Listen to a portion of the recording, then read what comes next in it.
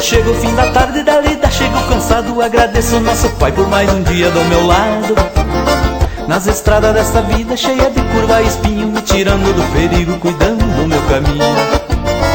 A mulher me dá um abraço, os filhos querem carinho, meu cachorro companheiro me esperando no portão. Vou amansando a saudade numa cuiada de mata, enquanto uma panela chia lá na trempe do fogão.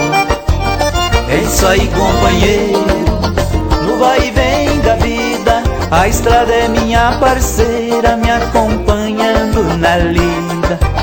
É isso aí, companheiro, a estrada é meu ganha-pão, só depois que eu tô no rancho que eu despacho a solidão.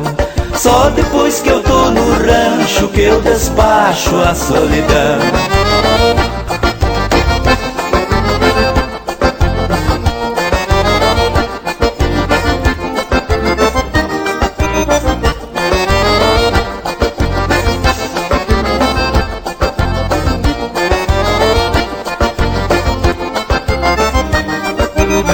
Armo a rede na varanda, deito bem devagarinho, um passarinho disfarçado vai passando lá por mim.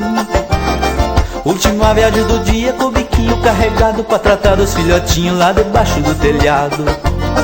A noite que não demora, escurecendo toda a mata, indo o sol e vindo a lua, parece um lençol de prata. Agarro a gaita no peito do dedo, mato a coceira, tiro do fundo da alma um trancaço de vaneira. É isso aí, companheiro, no vai e vem da vida, a estrada é minha parceira, me acompanhando na lida.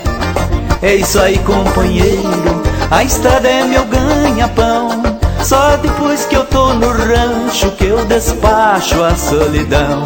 Só depois que eu tô no rancho que eu despacho a solidão.